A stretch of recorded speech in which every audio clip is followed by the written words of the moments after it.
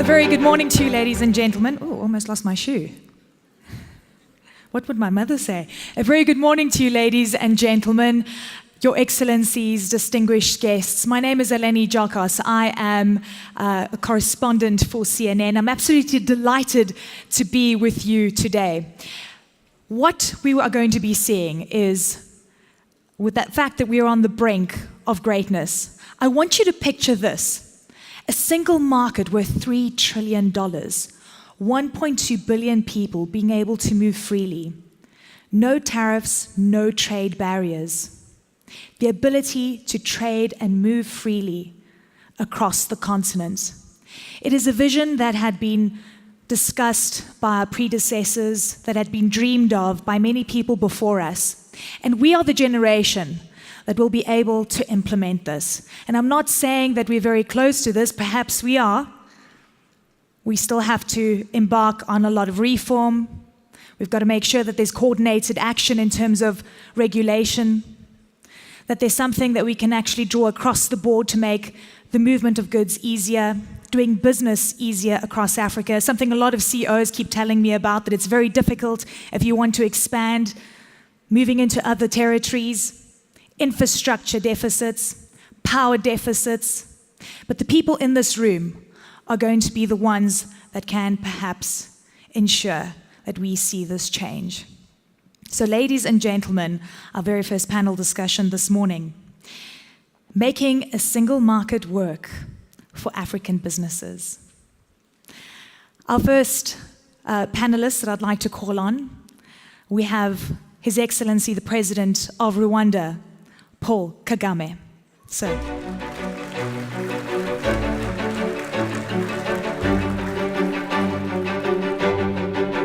Mr. President, hello, sir. You can sit in the middle for me. Thank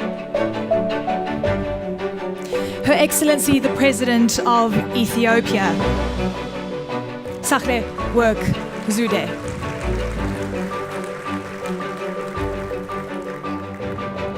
Madam President, pleasure. Thank you.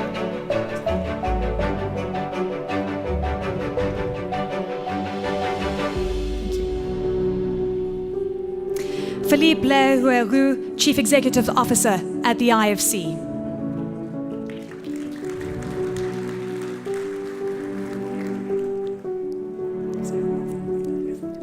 Yes, please.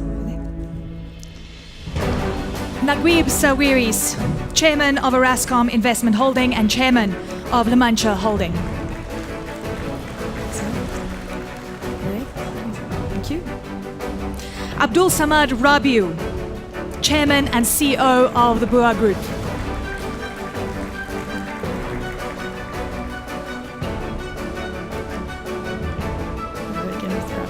Nice to see you over there for me. Thank you.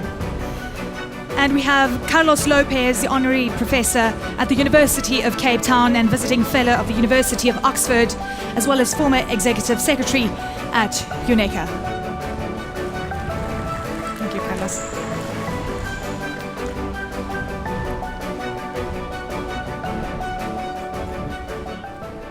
Madam.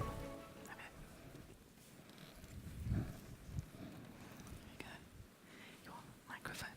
Thank you. All right, ladies and gentlemen, thank you very much. Thank you to our panelists this morning. We get the honor of kicking off the conversation, putting things into perspective, and perhaps telling our audience how we can get this right. President Kagame, Your Excellency, I'd like to start off with you. You've been so integral in making this happen, and we're so close. And I say this because we've got 21 countries that have currently ratified.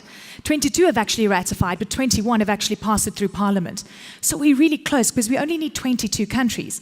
But then the Nigeria problem kind of lingers on in the sidelines. How close are we to doing this? We are very close. Even with Nigeria, I think from my reading of things, they are sorting things out in that direction. I think they will be naturally part of the continental free trade area because of the sense it makes and it makes that sense to Nigeria as well, and especially given the benefits and the impact it would have on Nigeria, but also Nigeria impacting the economy of the continent. The facts are very obvious. I think we are getting there. Are you talking with President Buhari at the moment? Are we close? Not at the moment, but we were talking with President Buhari in the build-up to where we are now. And I think that is as significant as talking to him now. Madam President, Ethiopia has recently signed, which of course is a very big move to making this happen. And it's interesting because when we look at Ethiopia, we know that a lot of trade tariffs have protected local industry. And here you are moving against what we've seen as a trend coming through in Ethiopia. Tell me about the thinking behind signing this and what you're hoping to achieve. No, thank you very much. I mean, I'm really happy to be here today, just a few days after the ratification by our parliament. I wish we were the 22nd and it would have heralded the beginning of this great project that we have. In Ethiopia is a good example because, in our history, we belong to many economic groupings, but in some areas we were there but not fully there. So compliance with some rules and so on has been very difficult. But we have also understood that there is no other alternative than integration. It's not only with the CFTA. The recent past would show you that in normalizing our relationship with our immediate neighbors, especially the northern neighbor Eritrea, opened the door to a better integration of the region, a bigger, stable region that we can have. So I think we have seen our responsibility in that, and I don't think that there is no other alternative than going back to our fundamentals, which is the economic integration of the continent. Fantastic. Mr. Leweru, if you could just give me an indication of what the IFC plans to do in terms of a player. You currently have work around 30 markets at any one time in Africa, and I know you want to get into the smaller countries because you're mostly in the likes of South Africa, Ghana, Nigeria, and Kenya. I know your problems usually are about reforms, about regulation, about policy, and that's, of course, a big hindrance. But you've also been able to assist a lot of countries in getting those things right. What role will the IFC play? Well, as part of the new strategy that I tried to lay out, I mean, we need to become much more proactive, and which means upstream. Upstream means more than before. We always worked with governments, but frankly, we were a little bit, it was kind of first work with the existing private sector, and then the government, but it was like a second. Now, if you want to really create opportunities, create is a dynamic word. It's not reactive as a pure financier, but work as a partner. We need to work upstream. That's a shift about mindset, to use the word of the president, which is very important. And that means engaging. We have a new product that is called country private sector diagnostic that we do. Our ambition is to do that in every country to see where are these opportunities, where are the changes that will trigger the opportunity. Are opportunities increasing, and are you seeing those countries, those numbers increasing? Well, we are working on it. So far, we are at the 3 billion. We want to go to 10. It's not going to happen by itself. So we're starting. I gave one example. We have an example that we're working on right here, since we're in Rwanda, to create a whole mortgage market. That doesn't exist. Creating it, supply and demand. That means working with the government, working with the private sector, working with our colleagues on the World Bank. So that's the ambition. And we believe we can move and move very fast. And working more closely with our colleagues from the World Bank. We're part of the World Bank group. Work with them much more closely. And that's what we have done. And we can unlock possibility that didn't exist before. That's the key. Mr. Sawiri, so I know you've got operations in West Africa, mining operations. Of course, your main market being Egypt, but you have a large footprint and you understand different markets. How is this going to be a game changer for you, and are you on board when you see the CFTA and the policy that it's going to bring? I think, as the President Kagame correctly said, the challenges are going to be in the implementation. I mean, you know, when government signs something and then we need to go and then deal with the bureaucrats that have to implement these big agreements, then the problems start, you know. But the significant change here in this approach of the IFC, which I really welcome, is that when we as private sector reach out to governments, there's always this suspicious, you know, the governments are suspicious that we are here just to come and take some money and make some money and run. This is suspicious to the entrepreneur, you know, that he has bad intentions. But the intentions are not bad. He wants to make profit, make money, but make the country also richer and create jobs and give. It's not just take, you know. So having the IFC, let's say, iron the road or become an active player, which means prepare. Let's say I'm an investor here, I'm in diversified. So I'm in mining and real estate, I'm in financial institutions, IT, telecom. So let's say I come here in Rwanda and I want to invest in real estate, and there is no mortgage program. So how I will sell my units that I'll build, you know? But if the program has been created and the IFC has prepared the ground, and all what I need is to come and build and sell the units, I'm in business. Exactly, and that's an interesting point, Mr. Lopez. When you think about businesses wanting to go into other territories, the things that they think about, the ease of doing business, how long it's going to take to start a business, you know, the tax structures there, and of course, any kind of institutions to make sure that if things go wrong, someone's going to enforce the law. But that said, intra-Africa trade has been increasing as well. And there's a reason why it's still so low. Are we going to be able to get rid of those problems through just one policy? I know it's going to take coordinated action, but what is your prognosis on the matter? Well, to start with, right now, just two of the largest intra-African investors, South Africa and Morocco, create more jobs with their investments than India, the UK, and Germany combined. Yeah. So we have basically a different pattern when you have an intra-African investor.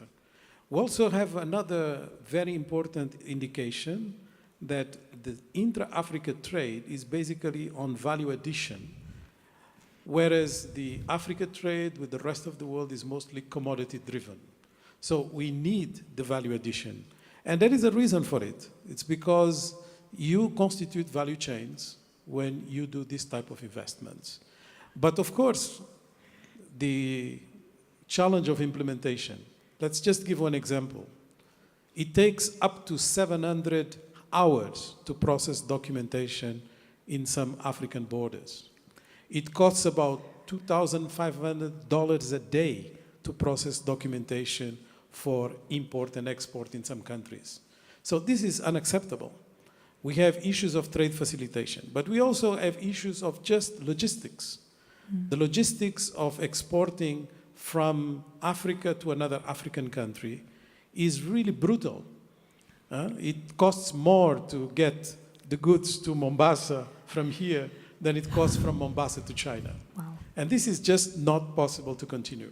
So those are the possibilities that the CFTA is going to address if we do things right. But to do things right, there are lots of negotiations that have to take place. Right now, we have agreements in most of the protocols for trade and goods, but we have huge problems to address, such as intellectual property, such as rules of origin, such as how we are going to deal with the mammoth task of basically having the tariff schedules all coordinated and synchronized in a time frame that is not going to be penalizing the momentum that has been created by these fast ratifications. And right now, we have basically 50% more costs in doing trade in Africa than we do in East Asia. And to change that, we'll have to be able to really have more than just political will. We need a lot of technicality too. What is it going to take? Well, I think what we have witnessed so far is that, we got just about 2 years of negotiations to get to the agreement. It was signed a year ago. Here we are, 52 adherents, 21 ratifications. If we compare it with any other common approach of negotiations of this scale, and this is the largest, so we don't have a comparator, but of this scale, such as the European Union and others, it took in average, about 10 years more. So we are not doing bad. That sounds really good, but we have a problem, Mr. Rabiu. Your president hasn't signed as yet. Has the government engaged with the private sector? And does the private sector want to be part of the CFTA? Yes, thank you, Eleni. But let me say a few words, about the CFTA before I answer your question. Yeah. To also buttress, what His Excellency Paul Kagame has said, CFTA is very important, and it is a very important agreement. And I think, all of us in Africa, need the CFTA. It is something that, can actually help, drive and push the post-2015 Africa Development Agenda as well as the 2063 agenda. So it is a good thing. We all know that. The benefits are there. We know the benefits almost, from agriculture to food production, manufacturing to mining, financial services, IT, and also, more importantly, in this case, is the fact that, free movement of people, ease of doing business. And as we all know, less than 25% of Africans actually travel to other parts of Africa. So free movement of people is very, very important. And as far as I know, there are only 2 countries in Africa, Seychelles and Rwanda now, that have free access, to all Africans. Your Excellency, thank you so much for your vision and leadership. So we actually need, to have this. It is a very important thing. However, the structure as it is really does not favor some countries in Africa, like Nigeria, which has not signed. And that is because I believe of the huge population and also the, high dependence on imports. Nigeria has not signed, although I'm not talking on behalf of the government of Nigeria, but I would say this because I know Mr. President has set up a committee, to look into this. And one of the issues is that there is a regional, agreement, block agreement, economic block agreement in West Africa, which is the ETLS, Economic, ECOWAS Trade Liberalization Scheme, which has been in, effect for quite some time. And some of the members are actually not just respecting that. We have a situation in Nigeria where a lot of, companies are actually, producing goods, but they cannot import to, for example, Benin Republic. As a cement manufacturer, I have a cement plant in Nigeria, which is just about, maybe 200 to 300 kilometers away from Benin Republic. We cannot, even though Burkina Faso and, Benin Republic and Niger and Chad, they are all members of this ETLS. So the experience and the lessons learned are what is making Nigeria very wary. That, look, we have an agreement here, an arrangement is not being respected. How are we sure even the CFTA, big one, is going to work? And that is one. And then secondly, also the fact that Nigeria, with its huge population, over 200 million people, the biggest in Africa, and, having, dependence on imports, most of the time, we are worried also because if we allow, this CFTA, of course it is, it is something that is being discussed, and I'm sure at the end of the day, maybe it will be achieved. But then again, the concern is that what about dumping? What if, for example, these borders are opened? Nigeria is a big country. We import a lot of these goods. If some of these smaller countries are importing, things, say from other nations like China and what have you, and then dumping into Nigeria. So dumping and then the former, the current trade pacts are not as effective. Exactly. Those are the two issues. This is though my opinion. Yeah. I'm not talking on behalf of the government of Nigeria. So. Let me get commentary from President Kagame. So these are really important issues. We know that various trading blocs haven't been as successful as they should have been, even though the EAC is a beacon of hope, perhaps. Dumping is another big issue. Looking at the CFTA, how is it going to ensure that we can firstly make this trade pact work, and then secondly, do away with any problems on dumping? For more details, we can rely on expertise with some people here like Carlos and others, but I say what I also understand. You see, indeed, like those other arrangements, CFTA does not solve problems per se until people make it work. Yeah. So what doesn't make work the other arrangements will also affect CFTA.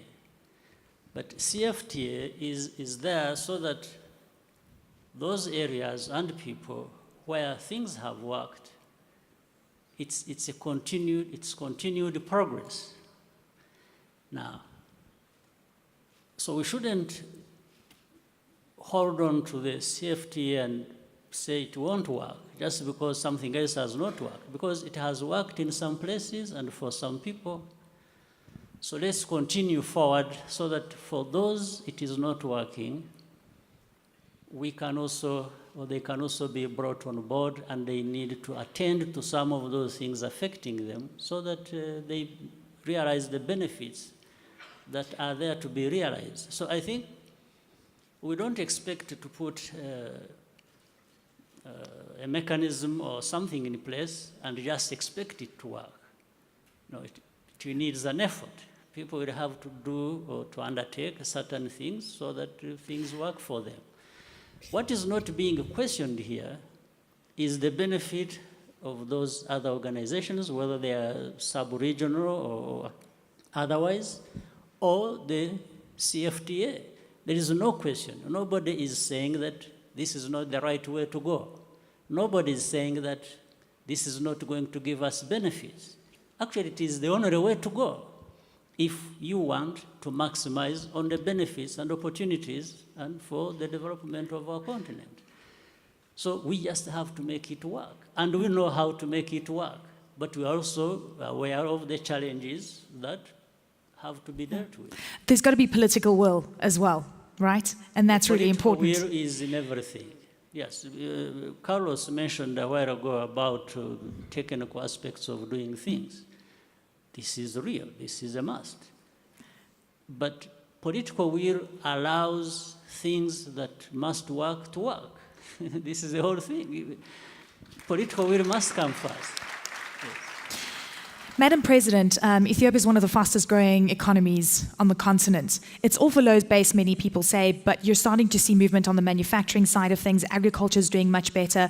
There's also something that people are concerned about regarding the CFTA, and that being that the stronger economies with stronger value chains are going to cannibalize the smaller economies or economies that have weaker manufacturing bases. How are you thinking about this going into the CFTA, and is it a worry for you? Well, as said, there are many challenges that we need to discuss. CFTA has given, well, I'll repeat what President Kagame has said. I'm not an expert in that, nor am I an economist, but I know where we should be heading to. And there is no future for a prosperous Africa, which is at the origin of all what we did, if we don't go through it. But nevertheless, it has a lot of challenges, and that's what we are going to start addressing. It gives the framework, but not the details of what should be done. We need to have our national policies in terms of implementing it, but there are best practices. I have been following in my previous life the East African community. There were fears, and under the control of President Kagame, that some countries will lose in terms of revenue, and they have created a fund to address it. But to my knowledge, they have not accessed the fund, which means some of the fears have been overcome in the process. So I think we can learn a lot. If we see the glass half full, and there is no other alternative than going that way, if we want to change the narrative about this continent. The creation of the AU, there was the same debate. People didn't believe that it would address the issues of Africans, but I think it did. So we are at the same stage, and we need to give full confidence and credit to what we are doing, and that way I think we can move. But this is not in any way to undermine the challenges or the losses that we can have, but the wins. It's going to be net positive, right? Yep. Mr. Sawiris, we need infrastructure. I mean, CEOs in this room are going to say, great, you've got this policy, you want to do away with the 700 hours that it takes to cross the border with goods, but how are you going to get the goods there? So who's going to build the infrastructure? Who's going to pay for it? And is the private sector keen to get involved? I think the private sector will be waiting when it comes to infrastructure because, first of all, it is a very large and massive amounts. And then the returns are long and are not very clearly to determine. How are you going to get your money back if you, I mean, let's take a country like South of Sudan. It's a new country, so they don't have a single paved road. And they cannot transport anything they manufacture or agriculture. They have to import everything just because they don't have the road. So I think this is a task of the World Bank when IFC said they'll work with other institutions. And I hope also that the World Bank and IFC and others will reform themselves too, because the bureaucracy cycle. This is what I want to say. To get money from the World Bank or the IFC needs a lot of work my and personal time. experience with the World Bank and IFC, I mean, this was a long time ago, so don't be. Was horrible. I mean, they take 2 years to decide on any project. So if it's an infrastructure project, I think it has to come first from the World Bank with a massive financing. It has to be approved and ready to go, and then we can come in. We can come in with equity. We can come in with the execution. We can bring our construction companies and execute. But the private sector is, as the IFC too is savvy when they invest. We are also savvy when we invest. We need to see the returns, and infrastructure is a long term, and most probably it has to be done either by governments or by the new invaders like China and the others. Well, yes, sir. Please comment on this. And I feel like we're having deja vu because I keep asking the World Bank and the IFC when you're going to do things quicker. Takes two to tango. So what do you need? I think that I have to disagree partly with what you say, because more and more in the world you see, in fact, privately finance and manage infrastructure. Now, is it true for all infrastructure? No. So you have to be clear what infrastructure can be commercialized where you need a profit, which means a return, a flow of money. Why should an extension of an airport add public debt when it should be a source of revenues for the government? Why should a port be done by increasing public debt, which is pretty high in many countries already? Why do a telecom system be done by increasing public debt when the private sector can make a lot of money? Why do a solar plant be done by the public sector when we can do it on the private sector, etc., etc.? So I think even in the, I know you want to go to the time questions, how fast we are, but I think the world has evolved. When I was young, telecom was taught as a natural monopoly. Now, if you say that now to a class of economy students, they laugh at you. Yeah. The world has changed. And now you have private sector solution, including for some, not all. If you want rural roads, there's no private sector solution. Yeah. If you want, I don't know, waste, some of it can be private, but not all. So it's more subtle than, all infrastructure is public or all this is private. I'm cognizant of time, so I want to go to Mr. Rabio. I know that you're in ports, you're in cement, you're in all sorts of things, and you're still in Nigeria. Why haven't you expanded? And are you thinking of expanding, and would you help with the infrastructure build? What do you need to make that happen? Well, yes. Nigeria is a very interesting country because, as we all know, it's the biggest, economy and is in a big market. And as it is today, we still have quite a lot to do. And of course, there are quite a lot of opportunities outside Nigeria. But I think if I can talk on the issue of infrastructure that you just mentioned, I think it is key, for us to actually, have this, because the governments, private sector, policymakers, decision makers must all come together, especially also with the DFIs, to try and improve on the infrastructure in Africa, because really we need to do quite a lot. I mean, if you look at the Trans-African Highway, which was envisioned, way back in the 70s, nothing has really been achieved. Yeah. And this is something that I think the private sector can actually, assist, by sitting down and see how we can, as Mr. Sawari said, see how we can partner with the governments and DFIs. look at, other countries. Everybody is doing, quite a lot of things are happening all over the world. Africa needs to move on. We can actually start even with this Trans-African highway. There are about 9 highways. I mean, think of Lagos-Mombasa, the Highway 8, which is something that I think, if we can get, construction companies and cement manufacturers, steel companies from Africa, sit down and talk to them and see what we can do. I'm sure quite a number of us would be more than willing to actually partner without necessarily, having to sell, at high price. I'm not trying to market my cement now. I'm just trying to make a point, I mean, like we can look at maybe tolling or maybe deferred payment over time. And this is something that is important. If we're able to link West Africa and East Africa, which is about 6,000 kilometers, it would be quite interesting, then it would even help, our businesses. So I think the issue of infrastructure is key, because even with the CFTA, even if we're able to get it, which I'm sure we will at the end of the day, but without proper infrastructure, it will not make a lot of sense. Fantastic.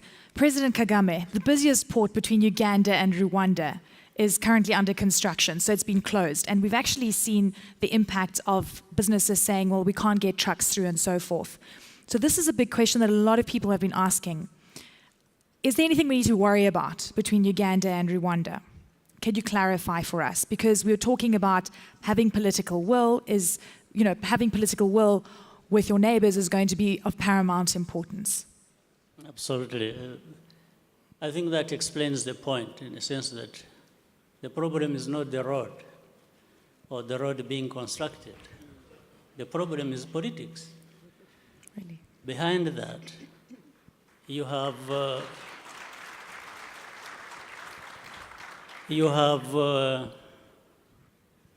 for example, we have hundreds of people from Rwanda, arrested, detained in prison for months, for years, in Uganda, without being charged, without appearing anywhere in court. They are piling up in prisons. Now, which means the message is, don't go to Uganda. It's like Uganda is telling Rwandans, don't come here. We have raised this issue for the last 2 years with the Ugandan government. We said, if you have people who have committed crimes in Uganda, who have come from Rwanda, or who are coming there to commit crimes, deal with that legally. Deal with that openly.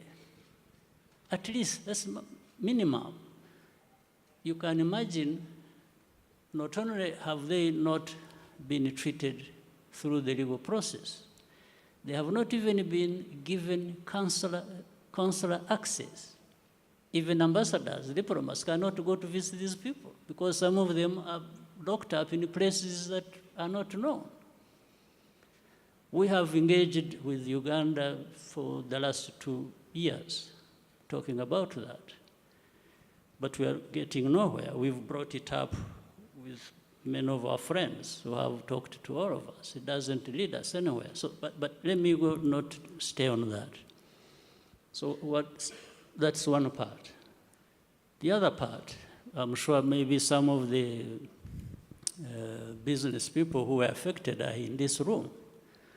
We had containers leaving Kigali, going to Mombasa. You have to go through Uganda if you're going to Mombasa. We have, actually, the irony here is that both of us are landlocked. Uganda is landlocked, we are landlocked.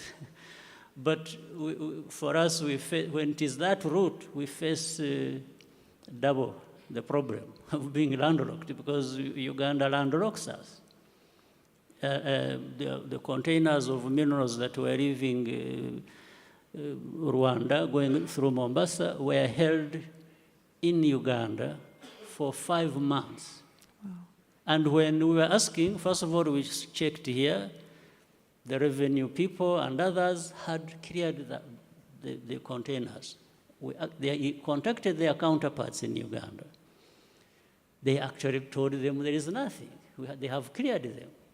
Then you say, why are they being held? You say, no, messages came from somewhere, and said, no, they should not go.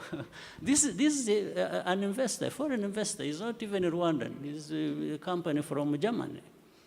And then there were people from Kenya who were importing milk from Rwanda. I think they were buying milk all the way from Rwanda, from Uganda for processing. I think they have huge capacity. And the containers from here were held in Uganda for days until tens of thousands of liters were spoiled.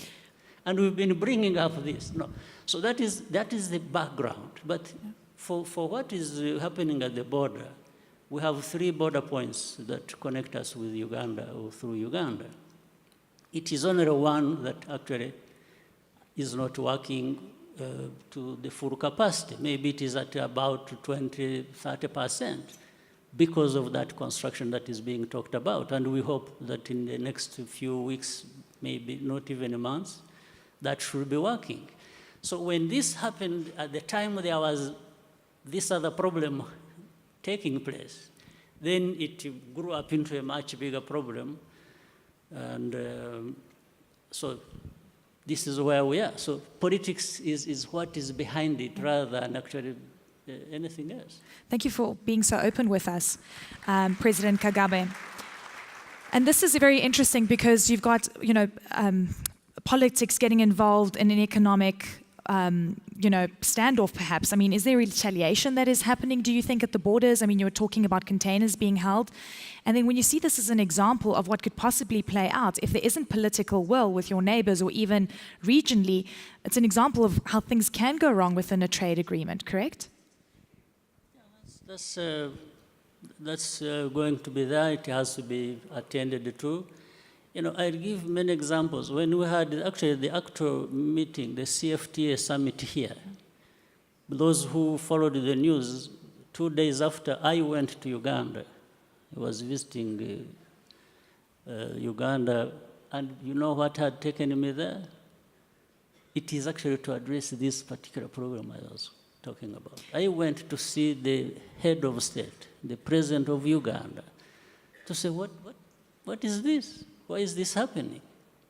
And I actually had the opportunity to brief the leadership there, the matters as were discussed in the summit. I said, you see, there are big things here being discussed underway, but the 2 countries are caught up in these things that we can't even justify. So why don't we work together to get rid of this so that we even benefit from this big thing that is being discussed at the continental level? That was the reason I was visiting the country. But there are things I can't explain that keep happening. Thank you, President Kagame. Madam President, tell me about the sectors that you're most excited about. And I'm actually glad that we mentioned the political will because that's going to be important. Tanzania hasn't signed yet either. Tell me about how you see things regionally. I mean, you mentioned Eritrea earlier, which of course is a fantastic example of how change can occur. Are there any sectors specifically that you're excited about? And tell me about the vision that you have for the fastest growing economy on the continent.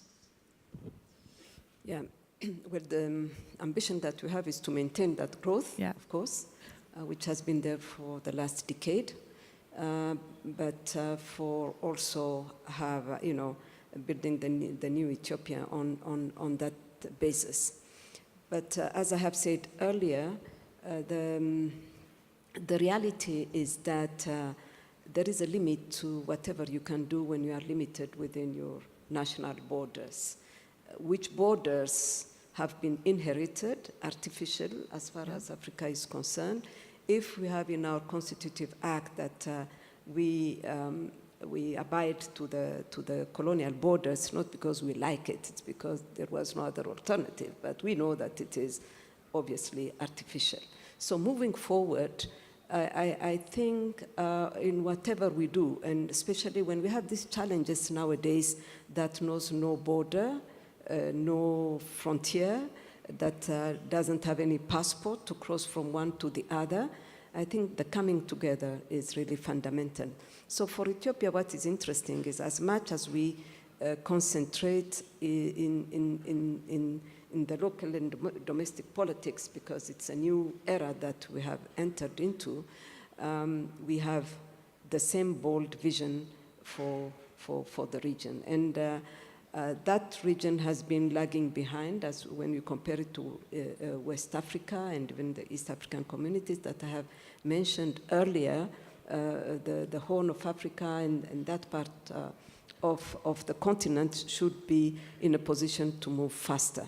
I think there is a good opportunity because for some, or many of them, we have been into crisis, peace and stability, and this is being overcome, and that's very, very important. And also it shows that we have to go that way in order to precisely address the issues of peace and security as well. So development will be the best venue. Fantastic. Ladies and gentlemen, we've run out of time. I just want to give one last word to President Kagame as we kick off the rest of the discussions. What do you hope to achieve out of this forum and hope to see from the private sector? Well, first of all, this forum does us proud as Africans. I want to start from there. I think it brings us together to know where we are coming from, where we stand today, and where we should be going in the near future, and what needs to be done. And really there is a lot of knowledge, expertise, and political will, if you will, also, in this room, that if we harnessed it, if we worked hard at it all together, I think Africa would be where we need to be. So I think this is the first thing that I can talk about, and I'm sure the rest is what we are all able to do and willing to do, and together again, I think Africa has immense, unlimited opportunity and even a capacity in terms of knowledge, expertise. These young Africans, unfortunately, they are doing wonderful things for other continents, for other people. We should be doing that for ourselves as well. So thank you. Thank you very much, President Kagame, and of course, Madam President as well, for being with us today, and of course the rest of our panelists. Unfortunately, we did have to cut it short because we ran over time. We are still over time, so we would like for you to break for a networking session, and very short, 15 minutes, if you could please be back in the halls further down the convention center. Thank you very much for joining us this morning, and I wish you all a successful and prosperous forum. Thank you.